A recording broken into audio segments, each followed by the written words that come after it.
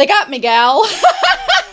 It's Romania Black, and tonight I did a poll over on my Discord channel over on Patreon to see what you all wanted me to cosplay as for this episode, because I was kind of torn. There were lots of options that I had available. I'm gonna be honest with you all, it's too cold to be Maki just yet. I was like, could I be buffed out Maki? That would be fitting for this episode, but no, Maki is it's too chilly outside still. We need to let it warm up a little bit outside, so I was like, do I be Funeral Mai? Do I do that? Or maybe I wait on when I get to the manga to be Funeral Mai. And so I included Ranta on there because I really thought Ranta had a nice dead aesthetic. And then Discord voted for me to be Ranta. So I even got like the eyebrows. You can't even see the eyebrows because of this wig. But yeah, I got the eyebrows on here. I've got the blood. You can see the blood all everywhere up in this. I got my ponytail. This is actually my Choso wig from... This is actually my Choso wig from season 2. I just took one of the clip-on ponytail buns and made it into this ponytail here and then did this. So repurposing, this is a paper towel. And I had this white dress, so I was like, okay, we got it. We're going to be Ranta. We're going to be a Victorian waif Ranta who's died of TB.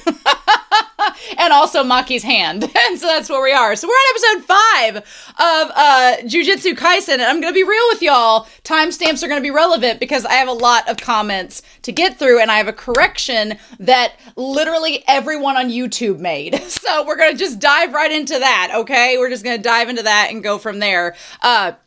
But with this, I may have to pin these bangs back. Ranta's hair like goes all up in his face, but I cannot stand hair in my eyes, especially for reactions. So we just have to make him look a little bit dapper.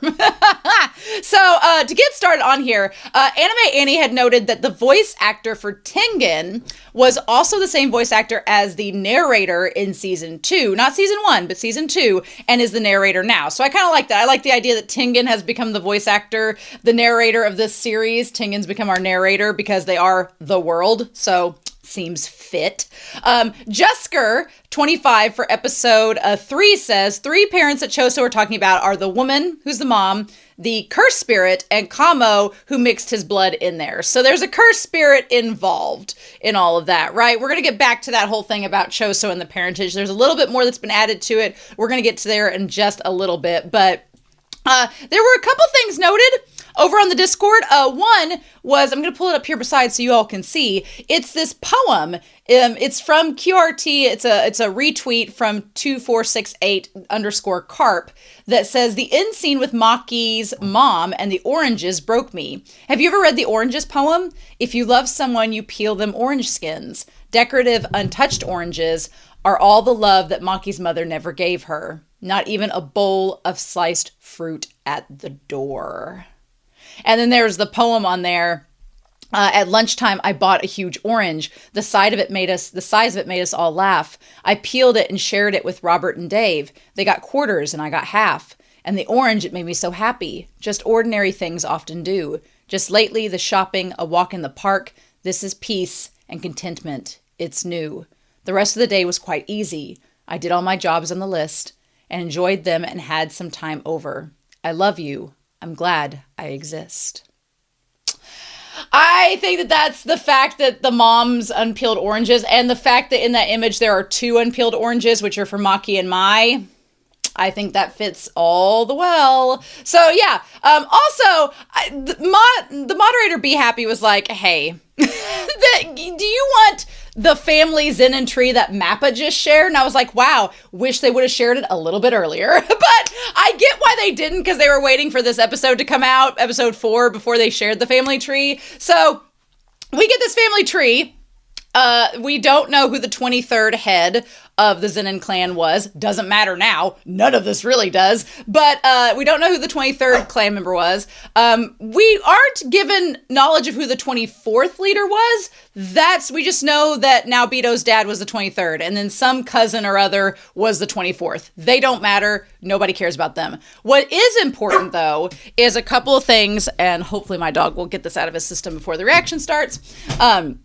What is important, though, is that Ogi, not clan head. Ogi got married, had Maki and Mai. Now, Bito is Ogi's brother. He became the 26th head, and Naoya was scheduled to be the 27th, but then Megumi came along and there with that. We also have Ranta, as well as the other people that aren't important or alive in the Zen'in clan anymore. And then, here's the thing. I thought from last episode that Toji was Naobito's brother as well as Junichi's brother. No. Naobito, his brother, was the 25th head before him, and that man had 2 children. One was Junichi and one was Toji. So Toji and Junichi, they look kind of similar. They have the same face shape. They were brothers. I think that it seems like Junichi was older. Junichi don't have no kids. And then Toji separated off, married Mama Fushiguro, had Megumi. But, so apparently Toji's dad was the 25th head, and then it went on to Naobito. I'm curious why it didn't go to Junichi. I'm curious, unless Junichi just doesn't have, I mean, he wasn't much of a threat to Maki, so must not have been too strong there, but I thought that was interesting. So yeah, get that family tree. Help us reactors understand what's going on if we haven't read the manga, which I'm sure that Gege's made a family tree. I'm sure I'll get to it in the manga. It'll be all right. Shimoyama over on the Discord, as well as Asmal for the win, said the Japanese title of the episode 4, is Gooses having reeds to prepare for migration, which they can take a rest on them. That's why Mai handed a reed to Maki, and why the English title is Perfect Preparation. And then, yeah, Asmal for the win said the Japanese title literally is referring to the proverb, a wild goose holding a reed. Basically, the proverb's meaning is thoroughly perfectly prepared, thus the title Perfect Preparation, based on a tale that geese carry a dry reed so they can rest while crossing the sea, which is why there were geese imagery and why Mai gave Maki a reed, symbolizing that Maki is now perfectly prepared to go on her journey. Nice, Gege! Love that callback. That's amazing. Good on ya. Icy for episode 4 says this is probably the only episode I'll comment on. Hopefully not. Hopefully you have reasons to comment on the other ones. But the scene on the beach reminded me of this very unfortunate fact. In Japan, a common way to commit suicide is to take off your shoes and walk into the ocean. And there you go. I knew about taking off the shoes, but I did not know about walking into the ocean. So that is interesting to know. I'm going to look at a lot of series differently based on this new knowledge, right?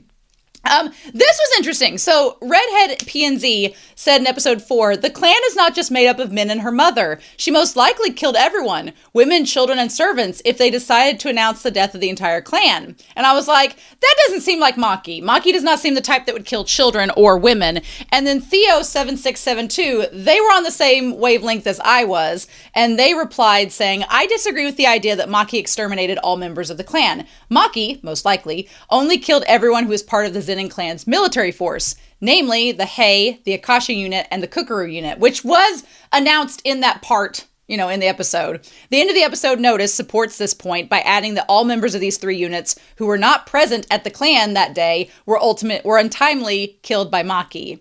There is no mention here of anything other than military power. More broadly, when taking the narrative and context into account, I can't imagine for a single moment that Maki would kill children and women who suffered the same oppression as she, and that Mai did.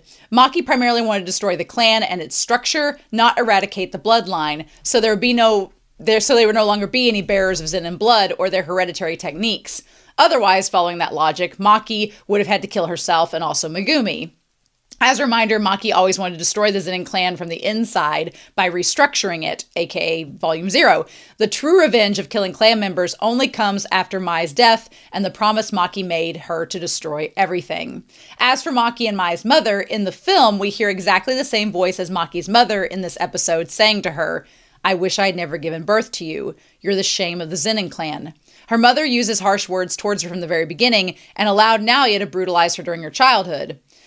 Her mother is very likely the only woman that Maki killed within the clan. Yeah, I feel like Maki just basically took out all the men and were like, okay, we're going to restructure this from the inside out, is basically what I think she ended up doing. But thank you so much. Asmal for the win also said, okay, at this point, we need to establish that several people were like, okay, look, I wanted the Dragon Ball Z reference to work. I was really committed to it. I was really sold on it. But you all were like, Romania, you need to get it in check. And I was like, okay. So, Asmal for the win. Linus Peterson Kling 03 and Complex City all have comments talking about this. So I'm going to paraphrase a few. I'm going to go through it, but essentially they were like, there's no fusion going on.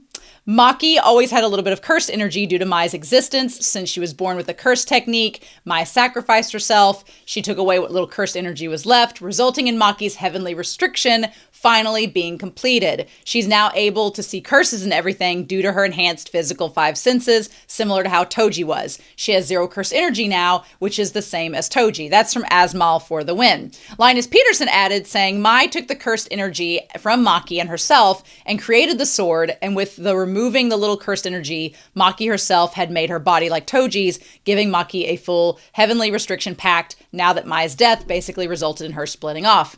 And then Kling added to that, saying, Maki didn't fuse or gain the abilities, she just split herself off from Maki. Like you said, Maki now has 0 cursed energy. Mai said she would always be incomplete with her around, and like we found out in Hidden Inventory, Toji could perceive curses with his 5 senses. It's more like Mai is the one that absorbed Maki's curse energy and split off from her, but not before creating that sword. And then Complex City basically said this, but I really liked what they added to it, so I'm going to talk about their comment as well. They said, this is basically GEGE doing the opposite of what a typical shonen does. I like that, where characters get stronger through some kind of fusion. That's why Maki couldn't get stronger before, and it answers the question a lot of people had. Why was Maki weaker than Toji, even though both of them had the same heavenly restriction since birth? The answer was Mai.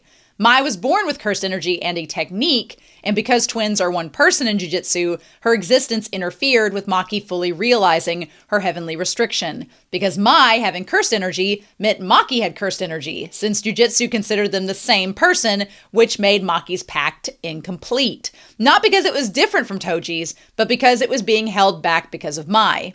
That's why Maki had a little bit of cursed energy still, despite having a heavenly restriction, while Toji didn't have any. And this is where the tragedy comes in. For Maki to be complete, the opposite of fusion had to happen. They had to defuse. Mai had to die.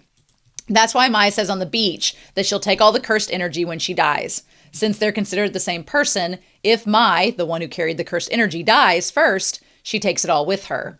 Only then can Maki's heavenly restriction finally be complete. So Maki didn't get stronger because of fusion. That's the tragedy and twist that I love that GEGE did.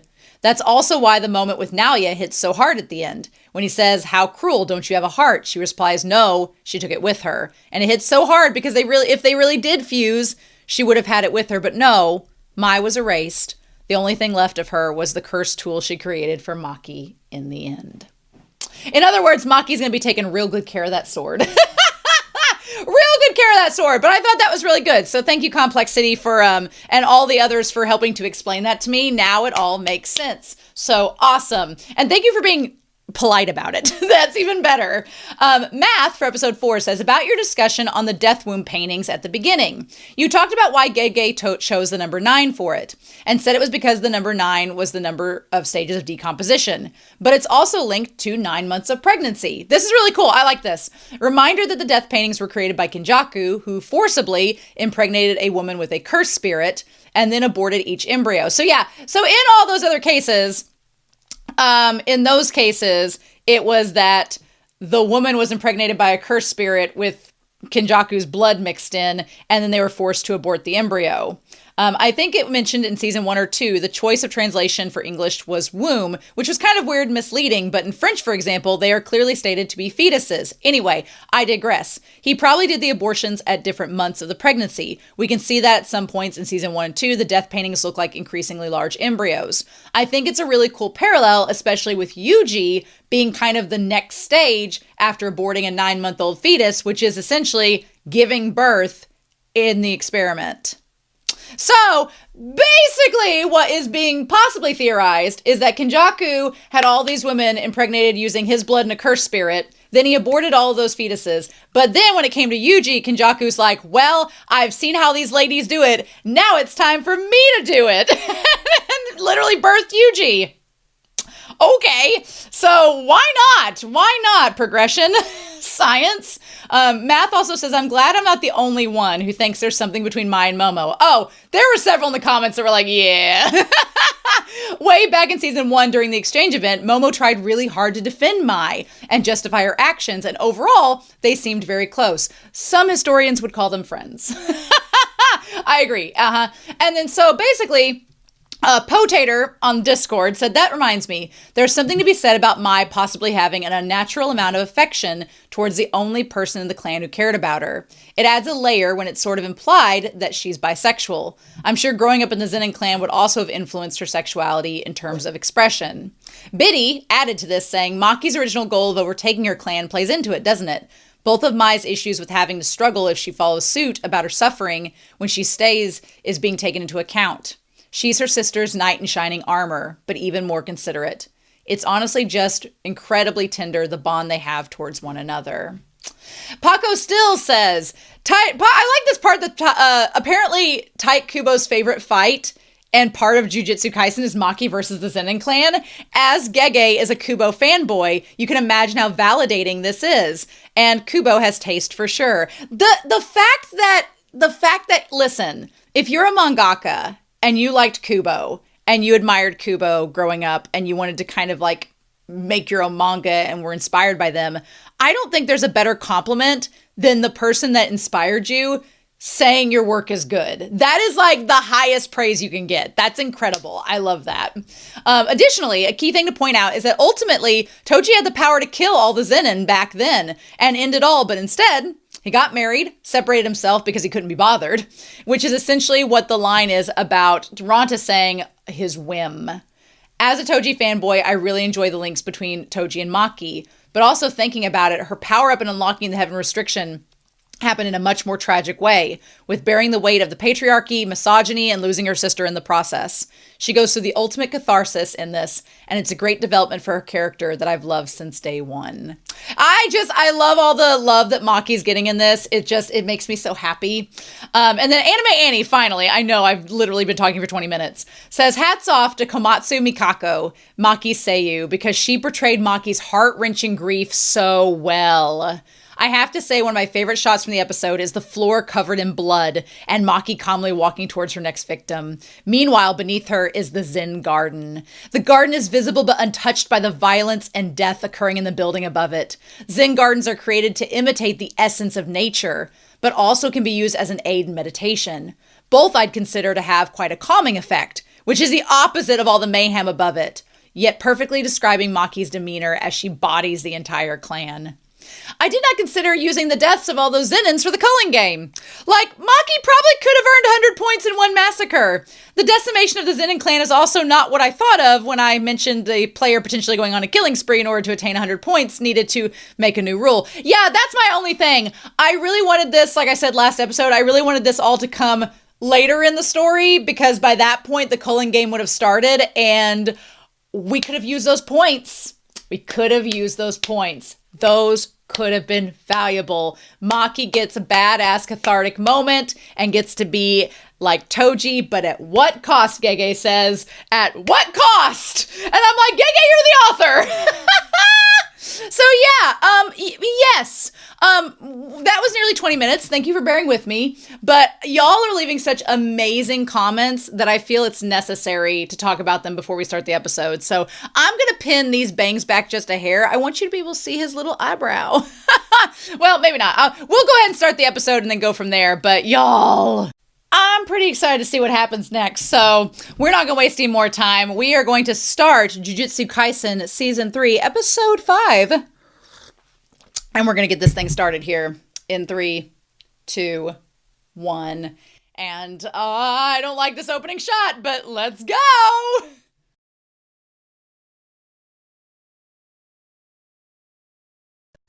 Look, GEGE, I'm going to need you to stop killing people. Immediately until further notice, because oh my god, jeez. Okay, I had a couple things I want to talk about with this episode. I'm really digging the Fight Club analogy, the Fight Club reference. I'm liking that GEGE is in their cinema era. I like that GEGE went and watched a bunch of movies and they're like, hey, this culling game. I'm going to just basically have all of these arcs reference my favorite movies. It's been set up since the beginning, since Gojo sat Yuuji down and showed him all those movies. It's been set up. He's like, I'm going to preface all of this, and we're just going to have a bunch of references and a good old time. And I'm 100% here for that. We had Kill Bill last week. We had Fight Club this week. I'm here for it. However, I don't know if you all felt this way. I'm sure the manga readers are like, blah, blah, blah. The manga readers are like the Walking Dead in season 1. They're just trying to rip open the doors to be like, GEGE! Mappa! Like, you just know that they are. The pacing of this episode, I'm just going to say it, it felt off. It felt a wee little bit off in just a couple places that I was a little curious about why they made the executive decision to do such things. My opinion is that they want to get to a certain point in this season, but it feels weird because we're only on episode 5. This series has this season has 24 episodes? That's a lot. Like, the pacing of this episode felt weird. It just felt very odd, and there were a couple things that I was like, that's a strange choice, Mappa, that we're going to talk about, and some things that I'm like, is this being left out, or are they moving this? Why aren't we talking about this? So, we're going to basically go through that, but yeah, Yaga's dead. Okay. All the stuff with Yaga, oh my god. We're just gonna go ahead and put the screenshots up here. You all know what I'm gagging over. You all know what I'm oogling and just freaking, I don't even have baby fever, but look! How dare you? How dare you say, Yaga, what is this thing? It's Panda, mother trucker. It looks like a freaking baby panda. How do you confuse that? Oh, he's so cute. Look, GEGE is bound and determined. This episode, there were parts of it that were genuinely creepy, and I was like, I don't know how I feel about this GEGE. And then there were parts of it that were so sad. There are parts of it that were adorable. There are parts of it that was hilarious. The tone of this episode was so all over the place. It was like a roller coaster of tone. I felt like I was in the middle of Willy Wonka. It was all over the place. And my only thing is, as someone that coaches a speech team, if I were critiquing and writing a ballad about this episode, I'd be like, you need to slow down, is what I would say. Because I felt like there were some moments where the pacing, I'm like, okay, let's just speed it up a little bit. And then there were moments I was like, we need to let that settle for the audience. And they don't let it settle. Which, again, to GEGE's credit, his goal is not really to let it settle. He's doing a lot of shock value here of just being like, no, we're just going to have it go ahead and get it over with. And when we get to those moments, we'll talk about it. But there was a lot of whiplash tonally in this episode. I have a personal opinion of where they could have ended the episode and maybe drug out a few more things than they could have, but they didn't. So I don't know. We'll talk about it. But there is no disputing, no matter what you thought of the episode, there is no disputing that, and my dog is begging me to throw his toy, but he's not putting it up on the shelf properly, so it's annoying me. But here we go. I'll kick it back there. There is no disputing that baby panda is the most adorable thing ever constructed in anime. It's freaking adorable in its little swaddled bundle. Yaga, we're going to talk about Yaga a bit in this, but he is so... I love Yaga as a character because the way he is presented visually for us is this super masculine man that is just like beefed up, buzz cut, looks like masked dad that would, run a soccer league into the ground. He just has this very stereotypical like manly man look, but he is arguably one of the softest hearts in the whole series. Like from season 1, you could tell he has one of the softest hearts. From the moment he questioned Yuuji about what would you do because that was one of the big things. One of the things I remember most about season 1 is the biggest turning point where we start out at is arguably when Yuuji is asked, like, what if your grandfather, what if he cursed you? Are you committed to this? And we don't really find out until Hidden Inventory that the reason why Yaga is so adamant by testing the convictions of Yuuji and other students is he doesn't want another ghetto. You can tell he regrets ghetto becoming the way that he was and what it led to. So he's determined to not let that happen again. And ever since you connect the dots on that moment, it just really made me appreciate his character even more. And I'm kind of sad that he's dead. I mean, if we're being honest, aside from learning about Panda's origins and about the dolls, oh my god, aside from learning that, what was Yaga going to do? Because Yaga's not as strong. He's not as strong as, you know, the elder, Daddy G with his guitar. He's not as strong as him. He's not as strong as Yuuji or any of the others. So what was Yaga really going to do? But I want to talk a little bit about that. I'm not surprised that he gets killed. I just have some thoughts. So, but yeah, this whole opening sequence, I loved this. I loved the contrast of the baby nursery to this nasty prison cell and to like the urinal and everything in the bed. I mean, Yaga is just, he wanted to be a dad. And he was a dad too. Speaking of that, we are going to draw a few comparisons here. Yaga and the idea of being Panda's father. And then I'm just going to go ahead and draw Kenjaku over here. And the idea of them being I'm just going to put parent, because they've been a mom and a dad at this point, and that's just what it is. A parent to Yuuji and the Death Womb paintings, Choso and the others, right? So, interesting. There's some parallels there. There's some connection. We're going to talk about it in this, but it's definitely there. So, yeah. So, I want to go back to this concept of as soon as we cut to him in the prison, it is possible to have, get this, man-made cursed corpses. To have man-made cursed act more autonomously than other forms of manipulation. Yeah. So basically, Panda is our enigma. How did we make Panda out of everything? How did that work? But they are always powered by consuming curse energy from the sorcerer. So this is the reason, like apparently beforehand, they were fine with Yaga doing his experiments with his curse doll, because up until now, what we had was that Yaga would place his energy, his cursed energy, he would place that into the doll or the puppet. And so the doll or the puppet, you know, that gave a limit to it. So the upper echelon, the heads, they were fine with that because they're like, well, the dolls are only as good as you are. As long as you're the only one putting cursed energy into them, that's all we have to worry about. It's not a big of a deal. But the moment that he was able to create Panda, who is self-sustaining, they were like, oh, the Panda doesn't have to rely upon your cursed energy. That is a problem to them, right? Because it's a threat to their power. He's like, this thing is sustaining itself on its own cursed energy. So they're like, and we see the 3 souls that are the core of Panda, which we established back in season 1, that Panda has basically 3 souls in one.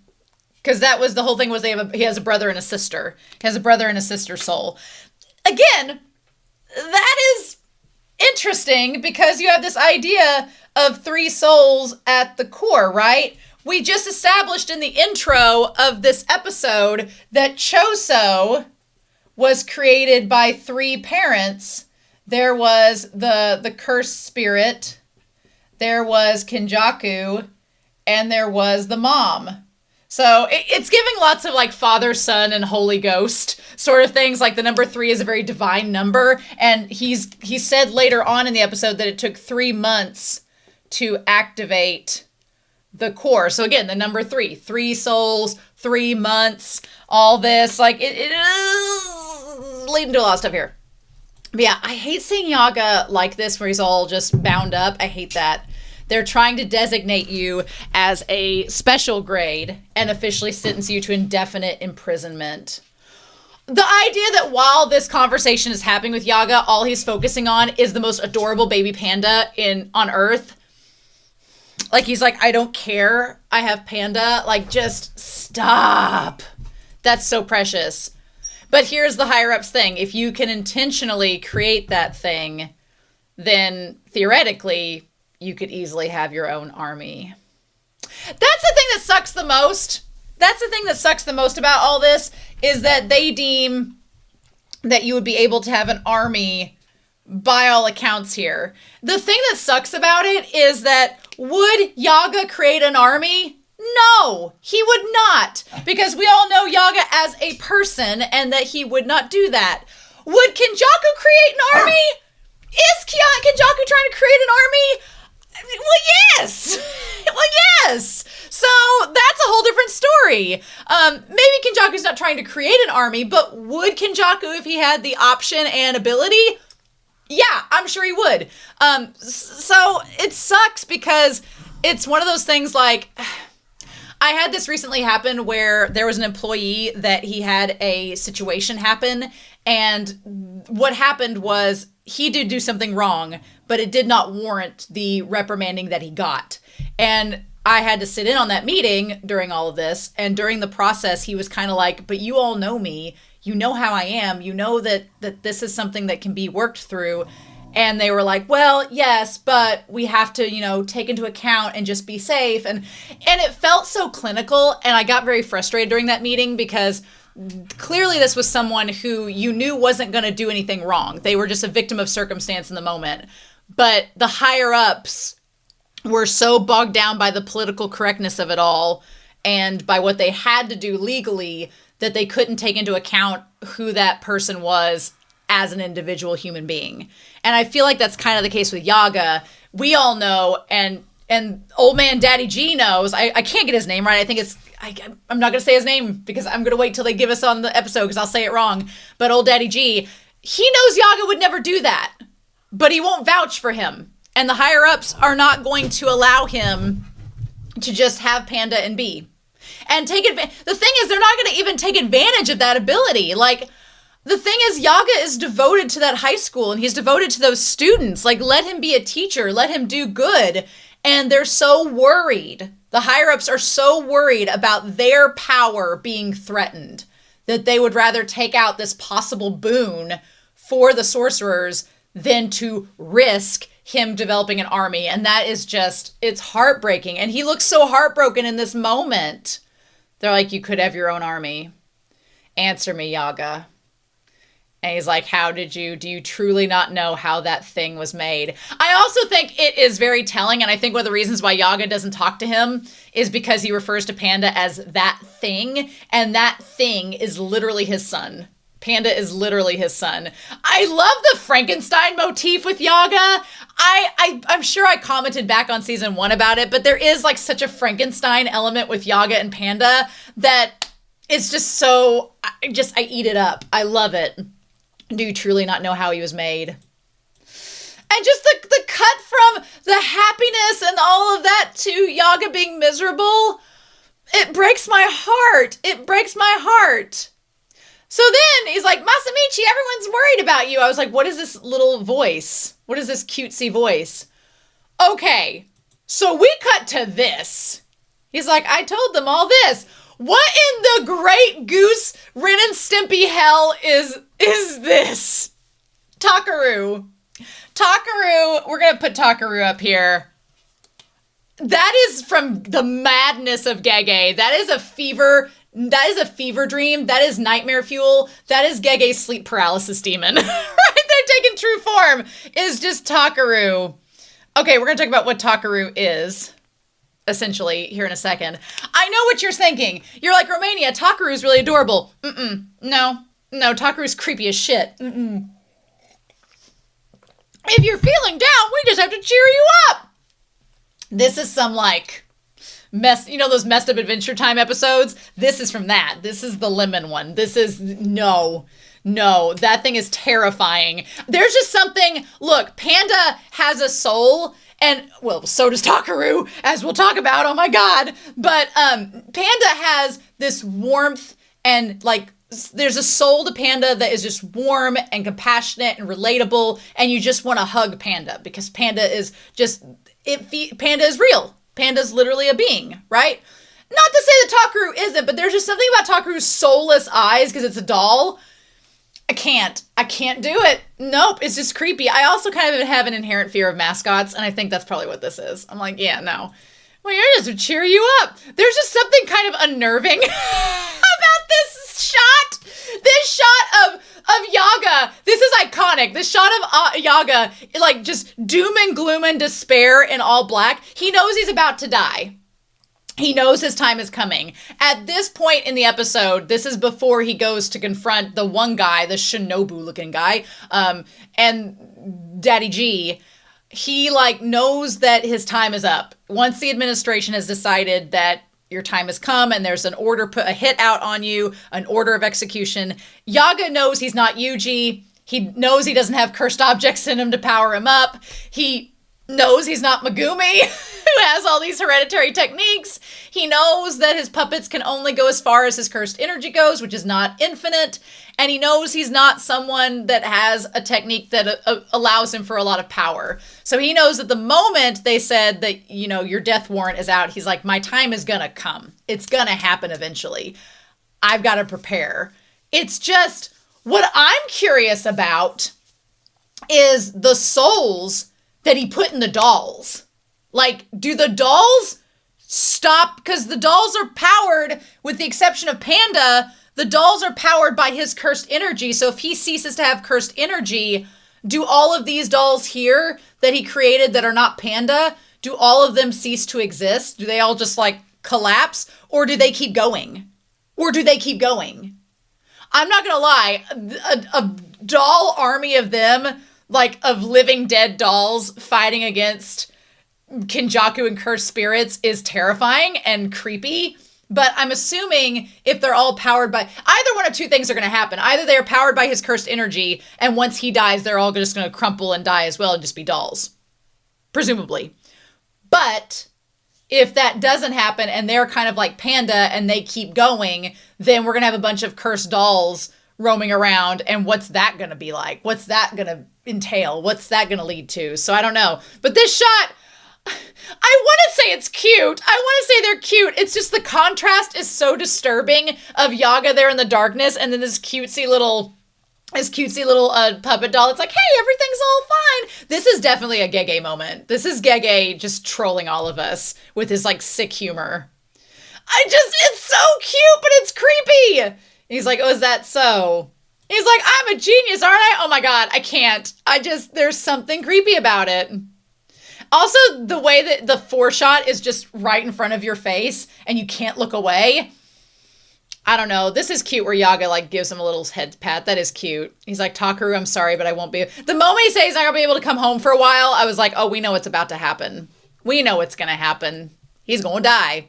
That he's like, let the others know. The moment he said that, I was like, this feels like an old Yeller moment. I don't like that.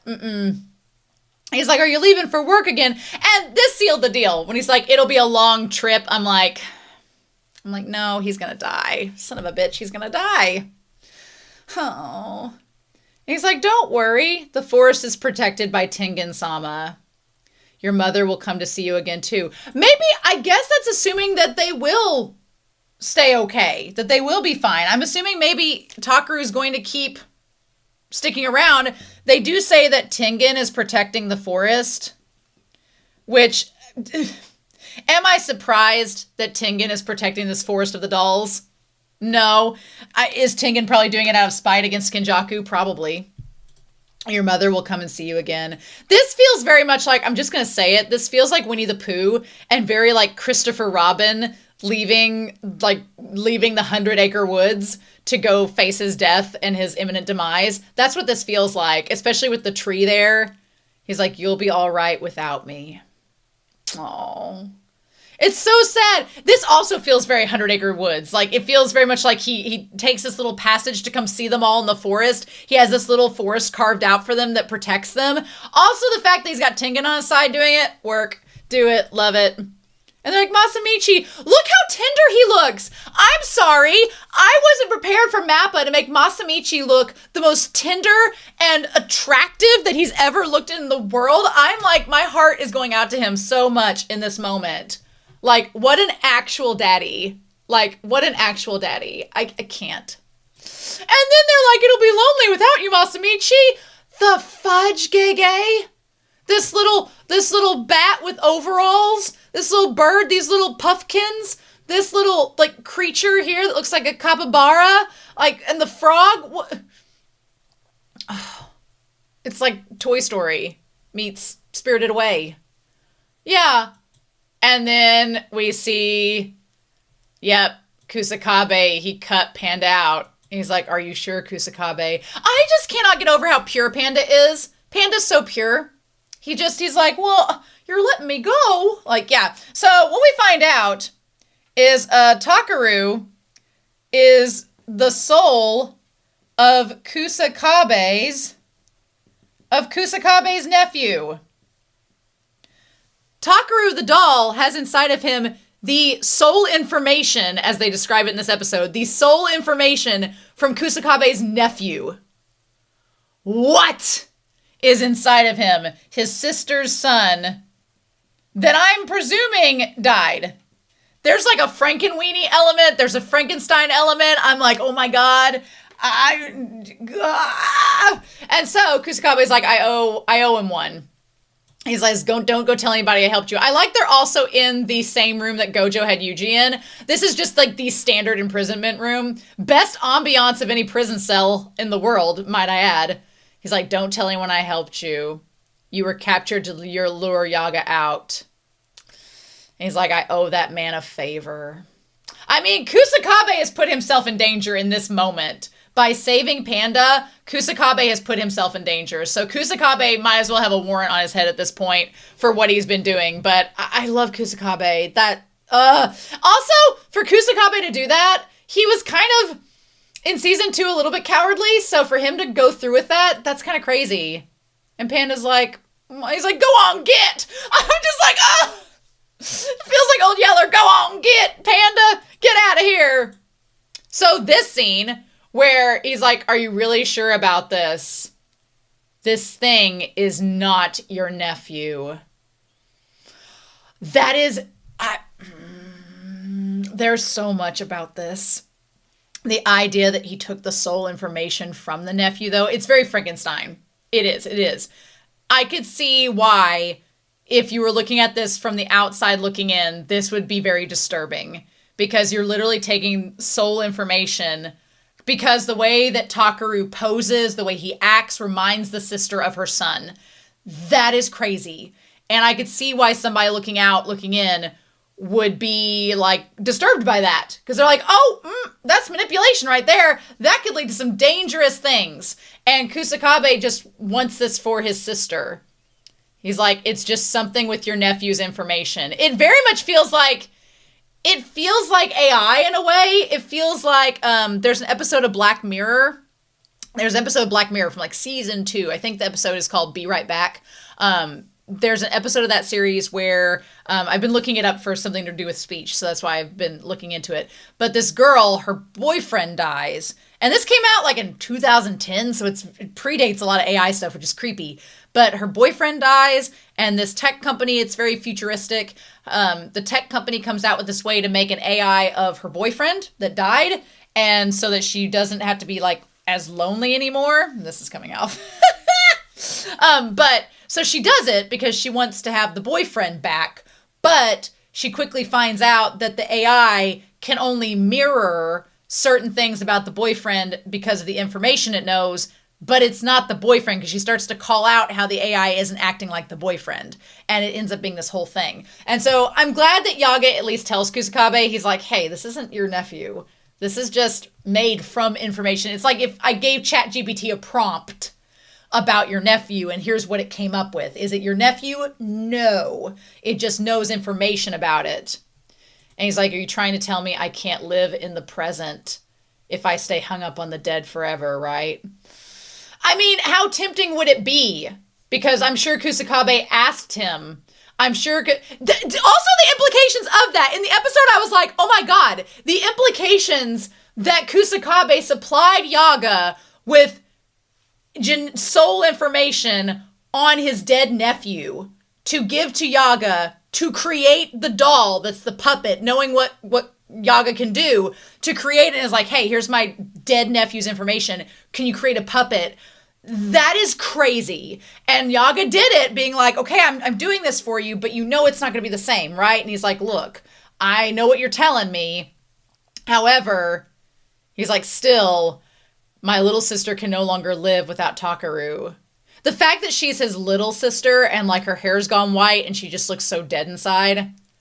I mean, losing a child is like one of the worst things that can ever happen to you. So it's understandable why she would be that way and why Kusakabe would want to help her have at least something that's akin to her son to like have purpose for living. But oh my God. Yeah. And he's like, okay. And then just look at it. The way it like slowly peeks around Yaga's leg. I'm sorry. If you told me this was a horror movie, I would have believed you because it's so cute. But at the same time, there's something so eerie about it. It's meant to be creepy. And he's like, that lady's my mother, isn't she? That's crazy. And then he's thinking of, yes, good job recognizing her. And you know, Masamichi is probably thinking about like the souls combining and the souls recognizing, the souls like the core activating because he's been doing these experiments. Oh my God. This scene too, I loved all of this where he's like, I had a feeling it was her. And then she sees her kid like at the sleepover doing the same gesture. And then she notices immediately. And he's like, I'm a genius, aren't I? And then we see her kid who looks a lot like Kusakabe. Yeah, and the fact that there are some moments, okay, so this episode, we're going to talk about the construction of it and the execution of the animation, the adaptation. There are moments where the staticness of the scene and the lack of kinetic energy, like the lack of movement, works really well.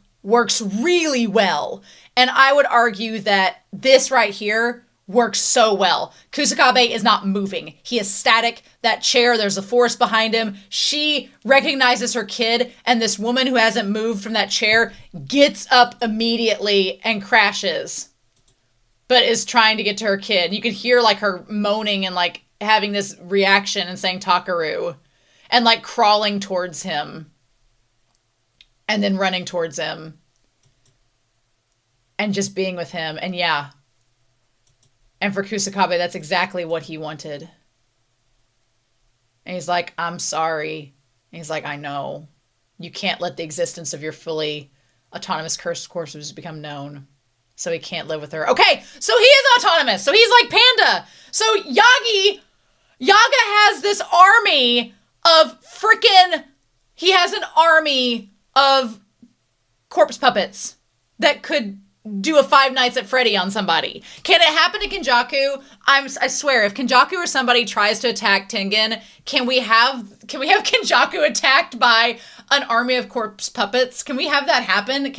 I need this army of corpse puppets to at some point do something. I don't know what to do it, but it literally is this group of corpse. But I don't know. Here's the thing. There's a part of me that doesn't want them to do anything because that was the whole point. The higher ups were saying that they could be an army, and I kind of don't. On the one hand, that would be amazing for Yaga to get vengeance for Yaga by his corpse puppets doing something. But on the other hand, his whole point was that they weren't going to be an army. So instead, if they just were there for Takaru's mom and all that, then that would probably be better. But that's so wild. And he's like, why are you apologizing? And then he said, thanks a lot. And that got me too, because Kusakabe is crying. Like, his sister got this one thing back, and that's all he wanted for her. And like, in that moment, damn it. Like, the emotions were so hard. He's like, I mean it. Thank you. Honestly, what are those dolls that like look real? Are they not real again, not born again dolls? There's one of those like real dolls. They're baby dolls that are they look like they're real babies. I'm gonna look that up real quick. What is that? What is that? Real baby doll. Is it real alive? Is it reborn? Lifelike? Is it reborn? That's what they are. They're called reborn, baby born. Or there's a whole bunch of them. Reborn baby dolls. Yes, they're called reborn. And I know that there's a thing where if you've lost a child, or some women, if their child was stillborn, or if they lost a kid, then the reborn dolls are a way for them to have something that resembles that child for them. And it's a way for them to grieve. It's a way for them to cope. It's a way for them to get through trauma. Like, they do exist. So that's interesting. The idea that Yaga could take that to the next step is, but then there's that ethical question. There's that ethical question that hangs there, because even though the Takaru puppet has the actual boy's soul information, it's not Takaru. So then there's that question of, does the mom and does that person get fixated on the doll and they can't have closure and move on from their child? Some probably could, but there's that question of, would it actually work? Ugh. That's a good question. And it's like, why do you think you're going without any corpses? And he says, to see my son! Ugh! So I don't remember this guy. I don't remember who he be. I don't remember him. He says, allow me to tell you one thing that could save your life. You could disclose how you made the man-made corpses. And Yaga's like, no. He's like, I'm not going to tell you. And I don't blame Yaga for not telling them, because he's like, no. He's like, if I tell you all how to make the man-made corpses, I know what you're going to do. You're going to make an army for yourselves. You just don't like the fact that I have the way to make the army, and I'm not telling you. And you don't like it that I'm not sharing that information with you, but I'm not going to do it. I'm not going to share that info with you. No. I don't remember this guy. I probably should, but I don't remember him. And if he's not new, if he's not from season 2, then we'll probably find out about him later, because Daddy G sends him out.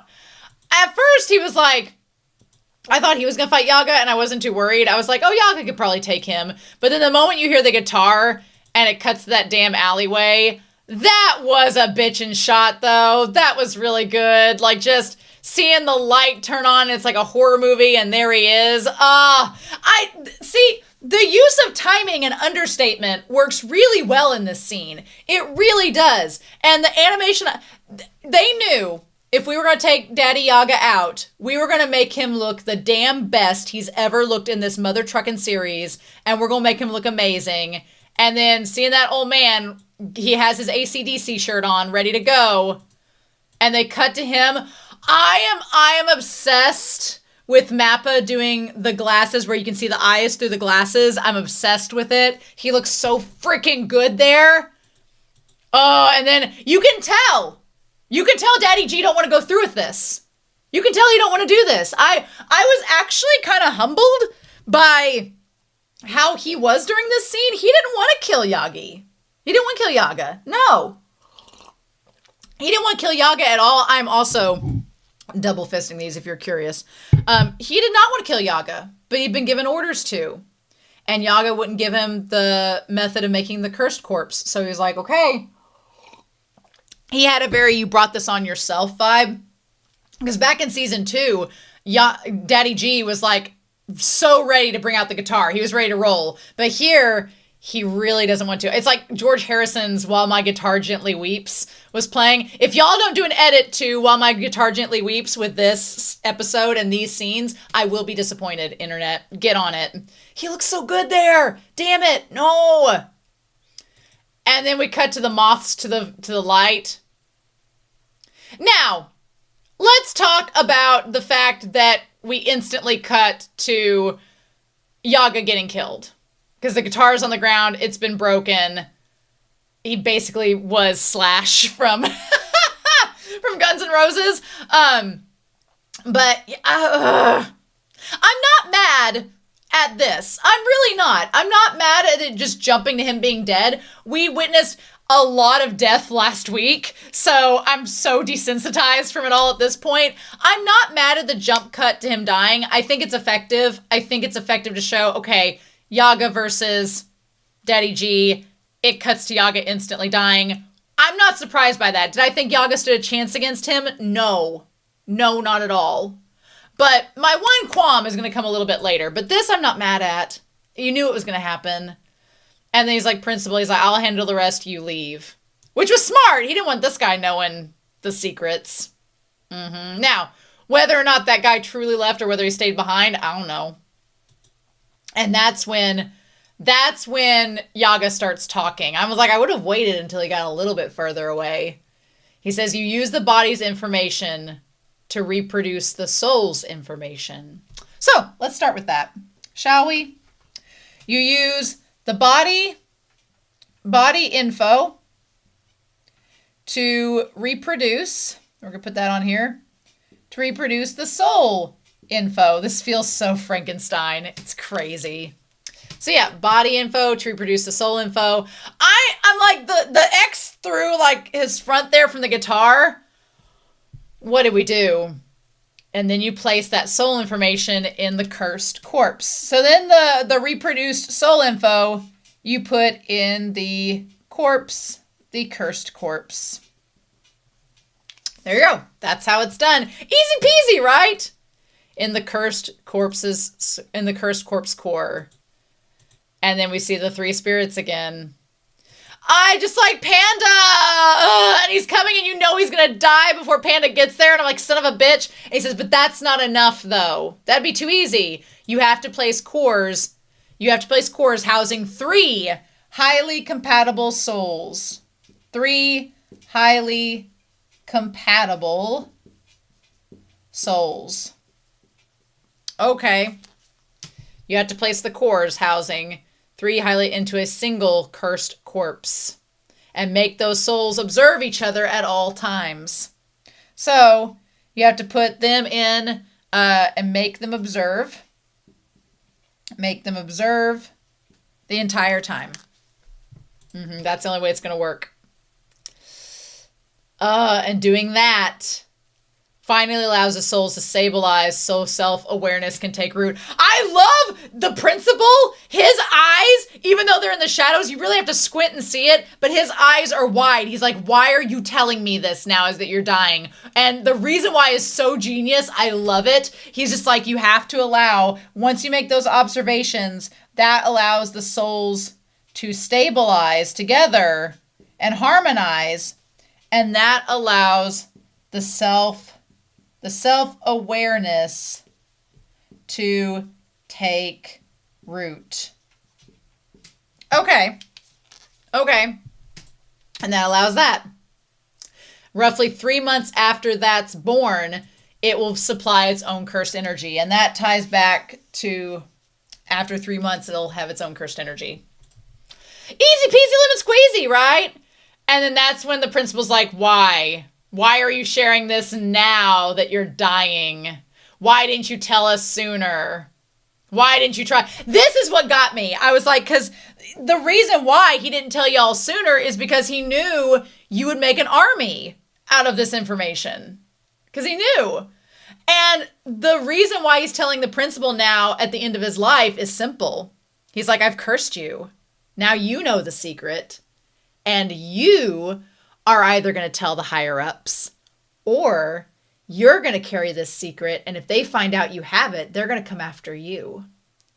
And they may still come after you. And they may still come after you and kill you because they want to know. That's the thing. Yaga is like, he's like, you can tell them, but they may still kill you because they don't want you to create your own cursed army. They just want to have the info for themselves. He's like, so now you can take it to the grave or you're cursed too. And now you're next on the chopping block. Like that is devious. Devious. But what got me was when he said, why didn't you try to live longer? Like in that moment, I'm like, okay, the principal didn't want him to die. He was following orders that the higher ups gave him. And he's like, well, because it's a curse. Okay, Gaku Ganji. Gaku Ganji for me is like the worst thing to say. It's so hard to say Gaku Ganji. I can say it now, but Gaku Ganji. But the fact that Yaga viewed his ability as a curse to begin with, y'all, and saying now a curse from me to you. He's like, now you have it.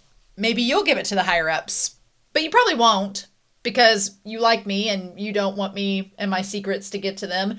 And because you know that once you tell them the secrets, they'll probably kill you. So you're probably going to keep it a secret.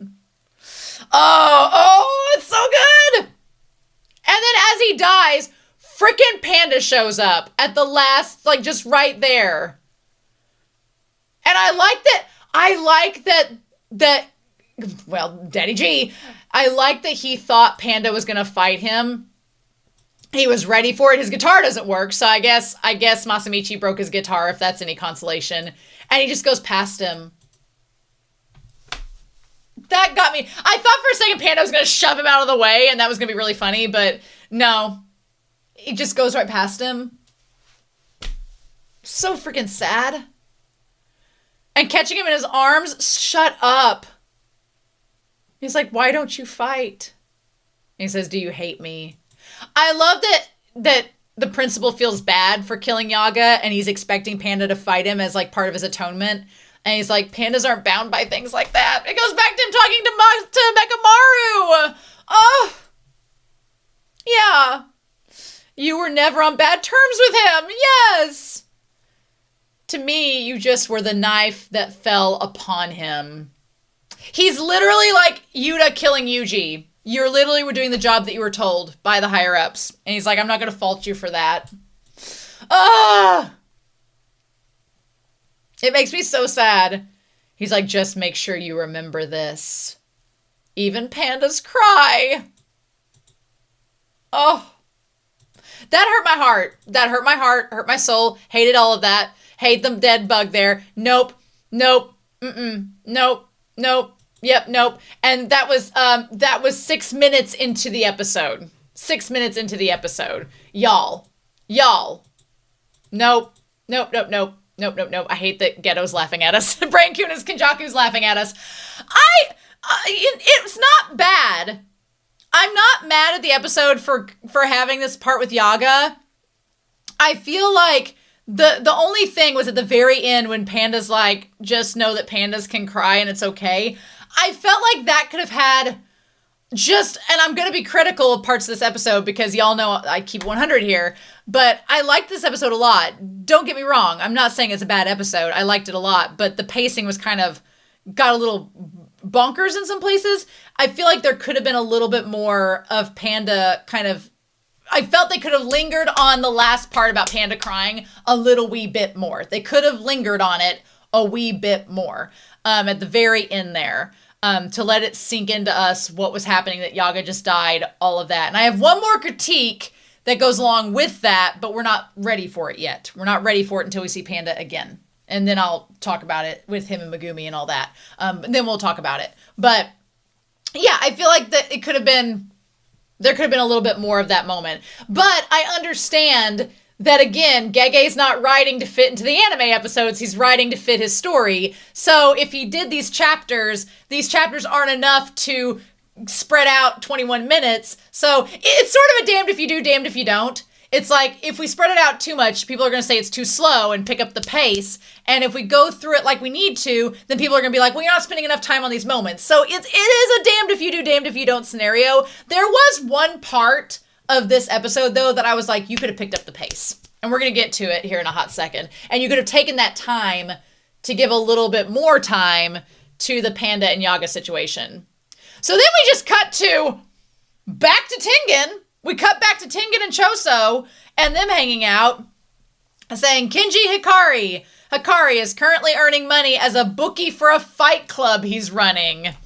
Kenji Hikari's dream of creating Fight Club all over again. So we need to establish Kenji Hikari, Hikari, which, by the way, this guy's like 18 years old. She said that the one girl, Kirara, we're going to put her in on this in a second. She is a childhood friend, I think, because I think she knows him from when they were kids. She talks about him having to repeat a grade in middle school. So she basically alludes to the fact the guy's 18. Like, he's a third year. He's not old enough to drink. I mean, that's why he offers Yuuji a drink. He's like, whatever. He's like, I'm underage. He's earning money as a bookie for a fight club in an abandoned multi-story parking garage in the Tochigi prefecture. I like that Choso's just sitting there like, yeah. And they're like, a fight club? They host fist fights between sorcerers. Generally, non-sorcerers. It blatantly violates the secrecy mandated in Article 8 of the Jujutsu Code. I want to point out the fact that Megumi knows Article 8 of the Jujutsu Code. Of course Megumi knows Article 8 of the Jujutsu Code. Gojo would not make sure that Megumi would not know all of the rules. So Article 8, secrecy. Sorcerers must not reveal the existence of sorcery, curses, and cursed objects to non-sorcerers. However, this shall not apply when it is necessary to fulfill the duties of the previous article. Don't remember Article 7, so maybe that's the case. I'm guessing In the case of Junpei, for example, it came out that Yuuji was a sorcerer and there were curses, but that's probably where that mandate comes in. In that case, Junpei already knew about the curses and the stuff was going on, so him getting that revealed was fine under Article 8 because he already knew, and there was, it was necessary in order for Yuuji to fulfill his duties, so I guess it was okay then. But here, Hikari is just violating the code outright by creating the Fight Club. But Hikari's reasoning is, he's like, because of the culling games, he's like, they're about to reveal all the sorcerers and curses anyway. So he's like, Article 8's going to be thrown out. No, but we're not going to need Article 8 anymore. So he's like, why does it matter if I violate it? In like 2 months, we're not going to even have it. There are probably curse users among the participants in the fights as well. Okay. So they get to the building, and he's like, are we changing here? And they're like, Hikari was expelled for clashing with the upper brass. I'm not surprised. I'm not surprised based on his attitude. So he got expelled for clashing. He got expelled for clashing. Real quick, before we go any further in talking about this scene, because again, it is a jarring transition from Yaga dying to Fight Club. It is a jarring transition. Before we get any further with this, I do want to point out, I do think there's a connection here between Kenjaku creating Yuuji essentially as a vessel for Sukuna, which is my theory. My personal theory is that Kenjaku's goal is to create a vessel for Sukuna that can house Sukuna and stabilize Sukuna to come back. That's the thing. That's the thing. That's what I want to talk about. So I think that there's a connection here where Yagi was talking about the 3 souls in one, and they have to stabilize, they have to get to know each other, they have to stabilize, they have to get to know each other, and that allows the cursed corpse to function on its own. I think there's a connection with that in Kenjaku. I think Kenjaku's goal is to create a vessel that can house Sukuna. For whatever reasons. Is Kenjaku a Sukuna fanboy? Who knows? Is Kenjaku wanting Sukuna to bring about the apocalypse? Who knows? But does Kenjaku believe that Sukuna is the only one that can take down Tengen? Who knows? But regardless, I think they were trying to create a vessel that could house Sukuna and not self-destruct. Because that's been the thing. There's a 1 in a million chance you'd find somebody that could take on the fingers of Sukuna, and that's Yuuji. Do I think it's a coincidence that the 1 in a million guy happens to be the guy created by a former Jujutsu sorcerer through centuries of experimentation? No. So there's that. But then we have this idea of the 3 highly compatible souls. Well, one of those souls is Yuuji's because it's his body. Do we say that one of the other souls is Sukuna? Do we say it's Sukuna? I mean, I'm going to put a question mark. Sukuna, question mark. Because it is Sukuna's fingers. It is Sukuna's cursed objects. It's got particles of his soul. Like we've talked about it as kind of like a Horcrux in Harry Potter, using that reference. It's like Voldemort's Horcruxes. There's 20 of them in this case. They're bits of his soul. So yes, it is part of Sukuna's soul. So the question is, that's 2. Who's the third? Who's the third highly compatible soul that could stabilize this entire existence? Is it Kenjaku? I don't know. I don't know if that's the case, if it's Kenjaku. I don't think so, because Kenjaku was making it. So I feel like if Kenjaku was the soul that's the third one, then he would want to be more involved with Yuuji than he is now, because he's so standoffish. I feel like if he was the third soul, he'd be more involved with Yuuji, so I don't think that's the case. Here's what I think it is. My prediction is, I think there are connections here. I think that's one of the reasons GEGE got rid of Yaga, was because Yaga knew all the answers, and GEGE had a moment of, oh, I can't keep Yaga alive. He may cause all of this to go asunder, so we have to get rid of Yaga's character, so let's just kill him off now. Have him tell Daddy G the formula so that the audience knows the formula, and then when it all connects later on, it will make sense. I think Megumi is the third soul, and I say that for 2 reasons. I'm not just saying it because I ship Yuuji and Megumi, but that is one of the reasons. I do ship them, and I think if you're talking about compatible souls, Yuuji and Megumi are compatible in my mind. But the other reason is because Sukuna is attracted to Megumi. Sukuna is attracted to Megumi for reasons that we don't know yet.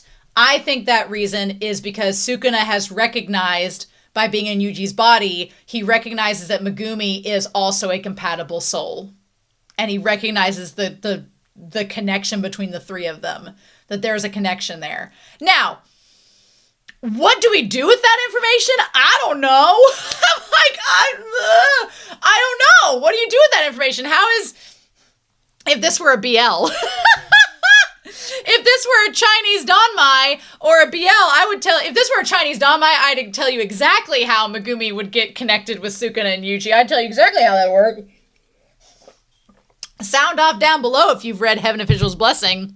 You know exactly how it would go down. There'd be some exchanging of essences. Some exchanging of essences, essentially. I don't know how GEGE would even approach that.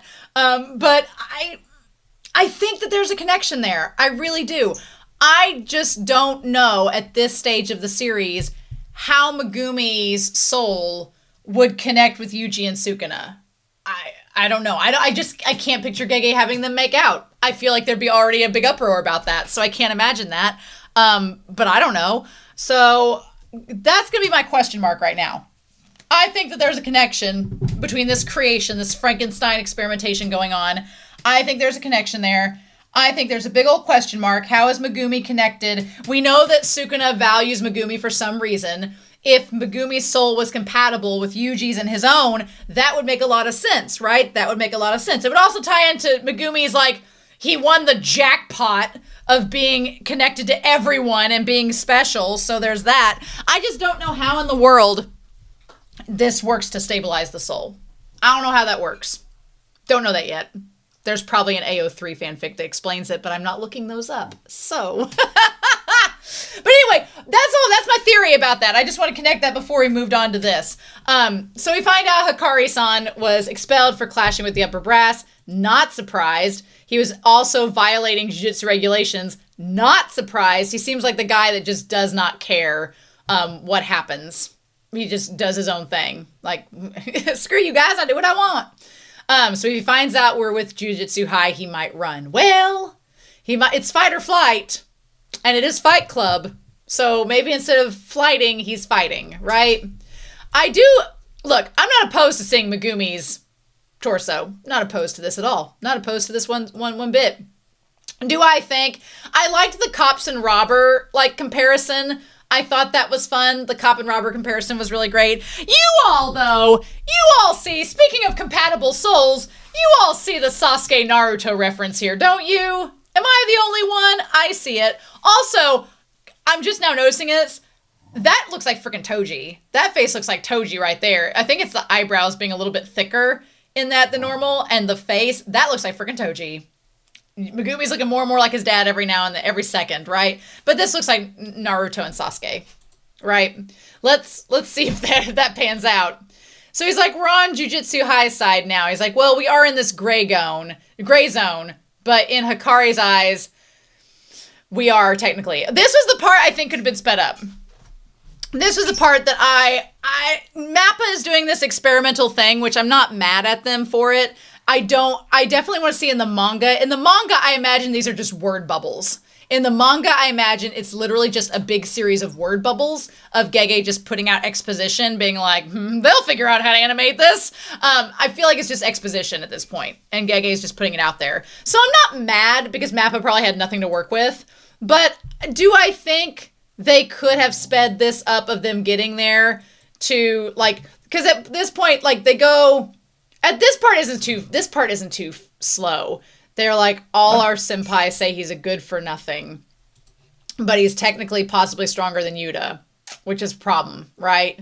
So anyway, this part wasn't too slow, although those guys look literally like Arnold Schwarzenegger and Danny DeVito from Twins. So I don't know if that's supposed to be a reference.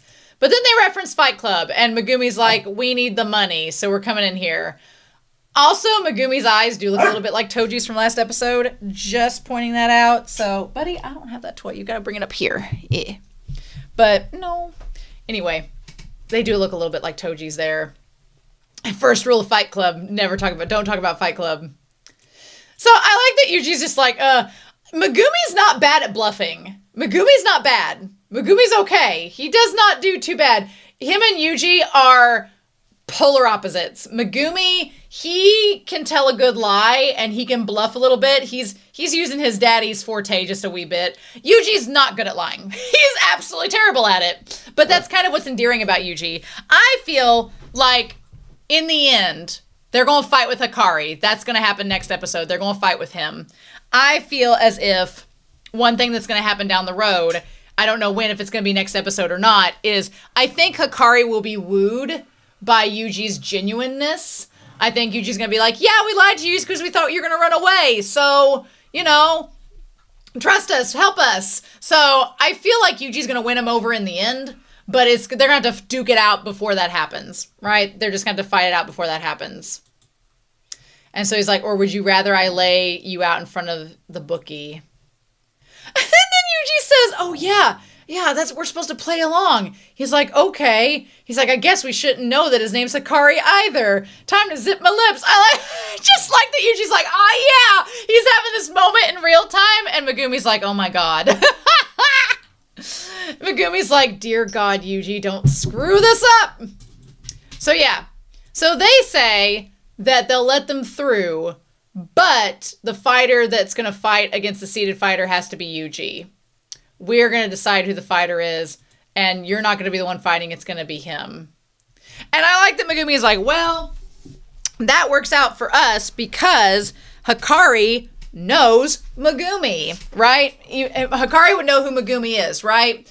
Well, he would, because Panda's a second year.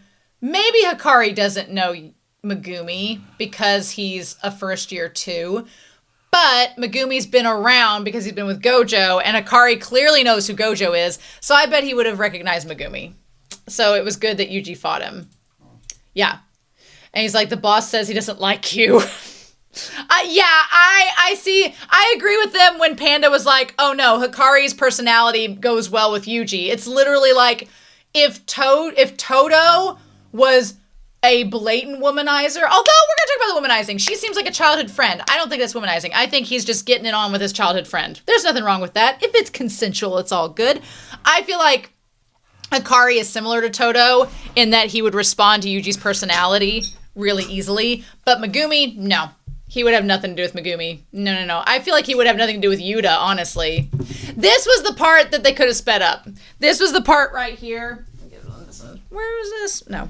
This is the part where if cursed users are participating too, that means there's a decent turnover. This whole thing with the Fight Club, I like the scenery, I like the setting, but this entire moment, like this moment of them setting up, it's literally like, it starts at 10:32. It goes literally until it's like almost a 2-minute scene. And I'm not saying it's drug out, but it's just them walking. It's just them walking in the scenery. There's not a lot going on except them talking. The one thing I do like is this image right here. I like the separation of them on two different sides of the road with the white line clearly between them as it's curving. That feels symbolic. That feels like it's separating them a little bit. I like that. So yeah, but they just mainly are talking about what they're going to do. They're going to just ask for his cooperation. And, buddy, you got to put it up on the top shelf. My dog keeps putting it on the bottom shelf, and then I have to bend down and grab it. No. So, they're there to ask for his cooperation, but we don't know how that's going to work out. They want to avoid anything that would affect future relations. Well, they're about to brawl with them, so I don't think we should be doing anything tonight. Well, that didn't go over well, but we don't have time to waste. Here's the thing. It's this moment of Megumi has the choice of, we should probably take it slow and feel it out, do this one fight and worm our way in. But then Megumi's like, we don't have time. I need to protect my sister. So we need to kind of bump it up a little bit. We only have 9 days. So yeah, 9 days till the deadline. Also, that feels kind of interesting with the 9 months, 9 days. It took longer to get here than we thought. Well, that's because y'all walking so slow. Pick up the pace. So they're like trying to get info. If it looks risky, I'll pull out. That's what he said. So yeah. So he established the Fight Club rules. There are no running away and no using cursed techniques. And Yuji's like, well, I'm okay with it. And he's like, well, the non-sorcerers are not because they can't see it. They can't see the curses. It means that you fight where the spectators can see you. And he's like, what's the boss like? And he's like, well, yeah, you'll know him if you meet him. I do love, okay, this part right here that looks like it's the parking garage. This part right here, I don't know if y'all are watching Windbreaker. You should be. But this part here looks like the stairs going down for Windbreaker. I'm getting a little vibe from that. Love all the graffiti. It looks amazing. There are two kinds of matches. The beatdowns, like today's tournament, and fixed bouts. So we established there are fixed matches, kind of like wrestling, and there are just the beatdowns. Of course, Hikari would be like creating this environment that's like a wrestling match. It's like WWE, where it's like, you know, you have your heels and you have your heroes. He's like, well, that makes things... Yuji's like, I've watched wrestling. That makes things real simple. I was not expecting... I was blown away the first time I saw him too. And then Yuji's like, yes, absolutely. It felt like Thor Ragnarok. It felt like whenever Thor sees the Hulk. It felt exactly like that, right? It's really about drawing in the crowd. Okay, my only other complaint, because I actually like the end scene. I like the end scene with Hikari and Yuji a lot. I like the way it's set up and rolls out by the end of it. I like the setup and the pacing of it. It felt very Tarantino. We'll talk about it when we get to it. The only other aspect that I would critique in this episode is that we don't get, like, Panda grieves. Panda cried over losing Yaga. He did. But it was just that one moment in the principal, and then it's never spoken of again. It's never referenced again. So, like, obviously Panda does not have time to talk about Yaga dying in front of Yuji, and knowing how empathetic Yuji is, Yuji doesn't need to know, because then Yuji will be sad. Yuji will be a sad panda if that happens. So, can't do it, right? But I was expecting Panda to bring it up in front of Megumi that Yaga was dead. I figured it would get brought up at some point, but it wasn't. So I felt like that could have been a thing, but that's just my wish list versus I trust GEGE in their writing. I trust that GEGE knows what they're doing and there's a reason why it didn't come out, but I was waiting for it to happen. The Fireball Kid Yuji Itadori. Place your bets, place your bets. So, I like her. Kirara is interesting. She looks like she should belong in an entirely different anime. The stars in her eyes, the green stripe of hair. Luck is meant to be tested, you know. Is luck meant to be tested? Yeah, and the coal sack Nebula whiskey, my dude. It's boring to gamble when you know who'll win from the start. There aren't many stray sorcerers tough enough to beat Panda. Uh-huh. Like, I love he's trying to look 1,000 times older than he actually is. This guy's like 18, but he's wearing a fur coat and got his hair styled like he looks like a character from Kuroko's Basketball whose hair was dyed a different color and they dyed it this like bleach shade to seem tougher. Also, I like Kirara. You know what? Good for her. I'm glad that she's like the loyal childhood friend potentially that knows him and that like is his lover. Good for her. Okay, the joke that got me was this is the best bout in my career as a commentator and I've only been doing it for 2 weeks. That was freaking hilarious. I didn't know, again, the tone Whiplash in this episode. I'm like, I don't know if I should be like laughing, but I'm also sad that Yaga's dead, but there's no time to really grieve Yaga, so you're just like thrust into this immediately. I'm just like, what? So, and he's like, have you been able to see Hikari? And then we find out, no. He knows, but he's avoiding me. Also, the little tap, tap, taps and Panda putting on the show. The tap, tap, taps, I'm like, what is this, Naoya? And his pillow hands. So yeah, he goes up and everybody's all laughing. It's like, you're hiding the fact that you're from Jujutsu High, right? That's a good idea. This is the best, definitely the best about my career as a commentator. Love it. Hilarious. So yeah, they duke it out. Panda fakes losing. And this guy calls him up there. Strike while the iron's hot. That's dumb. Cut it out. She's really cute. I love her look, but again, she looks like she doesn't even belong in this anime. What about the other brat? And he's like, continue to be vigilant. I'll send Kirara for extra security later. And she's like, what? He's like, I got a buzz now. I haven't felt this alive since my ex maxed out my credit cards. And she's like, don't talk about your ex. I'm with Kirara. Don't talk about your ex in front of her, right? So Kirara has this ability that's kind of like Gojo's. She has this ability to create a barrier. Kirara has this barrier ability. Now, do I think it's like limitless? No, don't get it twisted. But I do think she has a barrier ability. But it feels like Gojo's. Okay, where she can keep you in or to keep you out. Yeah.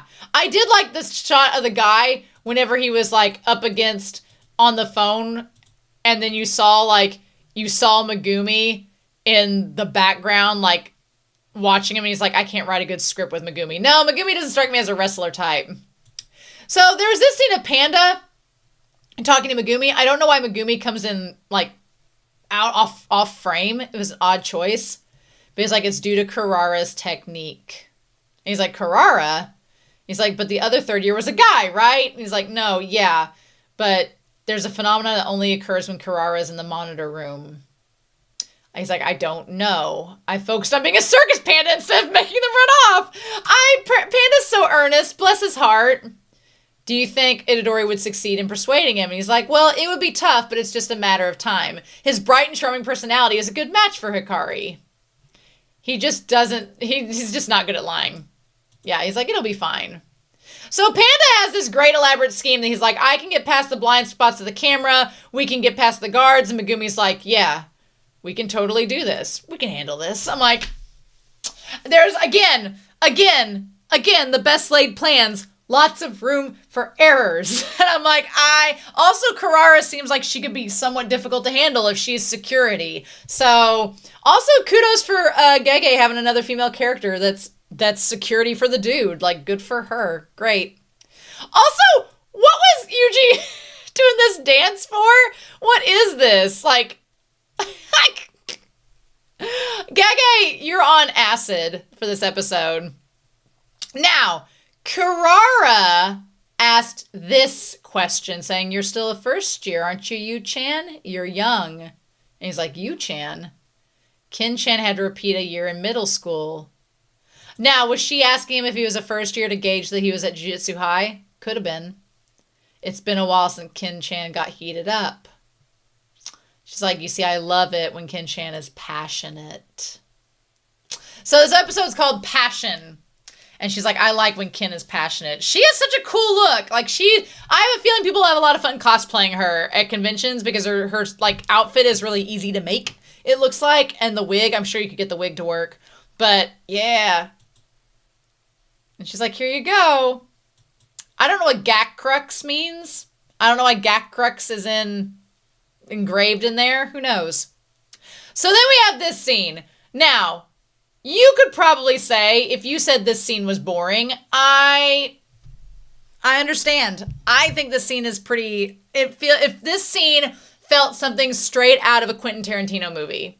This scene was like setting up the fight to start and setting up the reveal that Hikari recognized that he was in trouble. Like, it was setting it all up. Once the phone went off, it was like, oh, then it was on, right? Mm-hmm. So he starts out by talking about this whole scamming thing, which in my spare time when I'm editing videos, I like to watch. I'm not on TikTok, rarely, hardly at all. So in my spare time when I'm editing, I like to watch long form YouTube videos. Watch long form? Who knew? But watch long form YouTube videos of people talking about influencers and like scandals and stuff on TikTok. So I get to peek into what's going on TikTok, and it makes me feel happy that I'm not on there a lot. But there's a lot of these courses going on right now. Like, people are trying to I'm making $100,000 a month. Take my course and you'll figure it out too. But it's all like info you can find on Google for free. They're just trying to convince you of this. They want to convince you that they're rich and making money. But I'm like, if you were really rich and making all this money that you say you are, unless you're making the money from the courses you're selling people, why would you even need to sell the courses? Because you've already got all this money. Why do you need to sell courses? That makes no sense. And if you think about it for more than 2 seconds, it all kind of falls apart.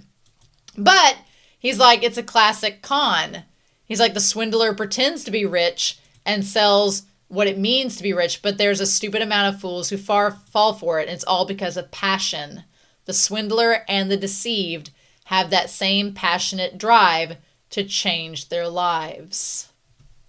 So his whole thing is about this passion to change one's life. He's like, do I think that Hikari has a mild gambling addiction? Maybe. Might want to get that in check since you're only 18. He's like, people high on passion lose sight of their judgment. All we gotta do is we just gotta get Hikari high on passion, and then he'll throw caution to the wind and help us out. That's all we gotta do. It's easy. It's easy, right? What was that line in Ghostbusters? He's a sailor. He's in New York. Get him laid and we got this. He's like, I love that passion. Do you know the most direct way for people to deal with passion? And then that's when Yuuji responds with gambling. And he's like, you got it. Lots of women have dumped me because they hate gambling, but they've got it wrong. Our society throws out those who can't bet big and those who don't know when to fold. He's not entirely wrong. And there isn't a single person who doesn't gamble. What people hate isn't the gambling, it's losing and being ruined. Yeah, I would say he's kind of right about that. Now, this idea of creating a fight club in the wake of the apocalypse, that's, questioned. But I do think that Hikari's, his entire MO is interesting. And Yuji's like, I don't know anybody like that. And I'm like, but you do! But you do know people like that! Like, Tengen! And he's not wrong. Tengen is betting. Tengen's betting on this entire plan. The Care Bears mission is a giant gamble. Maki gambled. She gambled that she'd go to the vault and get the tools. Did that happen? Nope, that gamble did not pay off, but then it did later on. So there's all that, again, the unpredictability of it. Megumi and Yuuji are gambling right now that this conversation will lead Hikari to helping them. It might work, it might not work. Yaga was gambling on telling the principal about the cursed corpse technique after he died. There's lots of... Kenjaku's been gambling for hundreds of years. There's all sorts of gambling that's happening. Gojo gambled. Ghetto gambled. Lots of gambling going on. I think Yuji's like, well, I've never heard of that. And it's like, but you have. You just haven't realized it. And he's like, I love passion. He's like, passion is gambling and gambling is life. All they gotta do is explain to Hikari that this is a gamble. They're like, hey, you helping us is a gamble. We came here to gamble on you helping us. That you helping us is a gamble on saving the world. All they gotta do is explain it in terms like this for Hikari to understand, and he'll probably be on board. They just gotta put it in his language. And I'm hoping that Yuuji sitting here, hands on his hips, taking it all in, is going to allow him to be able to come to terms with Hikari later on in future episodes. I don't know if that'll happen, but maybe. And love is control. So this line here, passion is gambling, gambling is life, and love is control. There's something kind of Kenjaku creepy about that line, but I don't know exactly how to place it. In the future, I want to control this nation's passion through my fight club. I'm like, you're 18. This is an 18-year-old's ambition. I don't know how that's going to work out for you. With the existence of curses going public, I'm sure that's why he thinks he can do it. He's like, this will all work out in my favor. I'll need a strong piece on the board. And he's like, do you want to get high on my passion? I like our poor innocent being Yuuji, precious, virginal, innocent being Yuuji, is being offered up like booze and getting high with this man, and Yuji's like, me? Little old me? Well, no. Do you want to get high on my passion? There's the whole passion thing kind of makes me think of Todo, because Todo is so passionate himself, but it's not about gambling. He's just very certain of Todo is more like, Todo's passion is in his fantasies, but also in his objective opinions about things, whereas Hikari is passionate in a different way, but they both kind of have the same, energy. He's like, boss, I need to, and that's when the phone goes off. The moment the phone goes off, there's this silence, and this, where Yuuji looks at the phone and he just stares at it. That's the signal that something's going on. And then for Hikari to be so calm and be like, hey, you want a drink? Yeah, he knew what was going on. He's like, no liquor, though. He's like, what, can you not handle it? He's like, I'm still underage. You don't strike me as the type to care about that. Did you know Satoru Gojo can't hold his liquor either? And from then on, a million fan fictions were born. At this point, GEGE is just giving the fandom all the more AO3 fodder. Every AO3 writer is like cracking their knuckles learning this, being like, oh, he can't handle his liquor, huh? You don't say, right? Just like every Sato Sugu author was like, time for a one-shot. Literally, I'd read them. So yeah. And he's like, who's Gojo? And I never said I couldn't. So yeah, Yuuji saying he can't handle his liquor is interesting. But he's like, look. He's like, every sorcerer knows who Gojo is. I love it. Now, there isn't a single sorcerer who doesn't know of Satoru Gojo. I mean, Yuuji could have argued that he was a non-sorcerer, but who was going to believe that, right? Why'd you feign ignorance? And I like these, like, were you sent by Jujutsu High? I love this moment because it builds up this tension, and I love that in this moment, Yuuji lays the glass down, and I love that in that moment, he raises his hand like, hey, before you get mad, before you get mad and attack me, I just want to, just hear me out. Hear me out. And he's like, no, he's like, listen. And nope, does not at all. Now, what he does here, he claps his hands and creates this door. He creates a door. What is the door? What is this door that he creates in that moment? He like tries to smack him with the door. He's like, when I get a call from Kirara's number, then that means that something's up. This guy, like, and then, yeah. He's just the most 30-year-old looking 18-year-old in the world.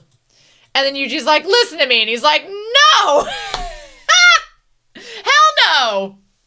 He has, like, the Inamoto, again, windbreaker. He's got, like, the eyebrows that have the things. He's like, my passion has gone cold now. He's like, now I'm just pissed. And I'm like, no, please, you need to have Yuuji, you need to help Yuuji and them, please. Why is this so difficult? Oh, I did not think I would talk for an hour and 18 minutes about this episode. Did not think that at all, but yeah. So Map and them setting us up for next week. I felt like, I don't know, when I started this discussion, I feel like they could have ended the episode somewhere else, but no, they really need to end it with this part here. That's why I think they kind of like, but they could have made that scene of them. I don't know. I just felt like they didn't have much choice this episode. It really was damned if you do, damned if you don't. Because you either make it fit or you miss parts where it could be more interesting. And then what do you do there? So I get why they cut it to fit this certain space. I will say, for those of you that are manga readers, and I said this last week, and I will say it again, and I will probably say it for the rest of the season, I am very excited this year, it will be this year, of course, to get to the manga of this arc. Like, that'll be fun. It'll be later this year, like much later this year, but I'm excited to get to the manga. That's going to be fun. That's going to be a lot of fun. So, we'll see. But yeah, oh my gosh. So this was a lot of fun. I enjoyed being Ranta, we'll probably never see him again until I get to the manga. So it was fun being Ranta. If you were curious about the other options for cosplay that I was going to choose, second place was a tie between Yuuji, which Yuuji might be next week. I might do Yuuji next week as the cosplay. That might be fun to go back and do some Yuuji. The other one was Mai in funeral style. And I think when I do the manga reaction to whatever volume Maki's whole thing is, I'll probably be Funeral Mai. For that one. But yeah, and then the other option was doing Jinichi, like with luxurious, voluminous hair, but eh. So I've ordered an Aoya wig. It's just not here yet. I've also ordered a better Choso wig because this was a Choso wig. I've ordered like a decent. I want to do Choso as a cosplay this season at some point. I want to do Naoya this season at some point. Funeral Naoya. I'll probably do Yuuji next week. That might be fun. Although Kirara would be awesome, but I do not have the stuff to be her. And I would like to do Maki at some point, but it needs to warm up just a wee bit more. So, and I need to start sculpting my biceps if I'm going to be cosplaying as Maki. So, anyway, I hope you enjoyed my rambles and my reaction. I'm very curious to know your thoughts down below. If you do have any spoilers, please spoiler tag. Some of you have been doing that, and you all have been amazing. Thank you. But otherwise, please give this video a like, comment down below, and check out my Patreon. If you're watching this on YouTube exclusively, you can go ahead and see next week's episode and see what cosplay I'm doing then. So otherwise, I hope you all have an amazing week. Please stay safe, take care, and yeah, we'll see how this battle between Yuuji and Akari goes next week on Jujutsu Kaisen.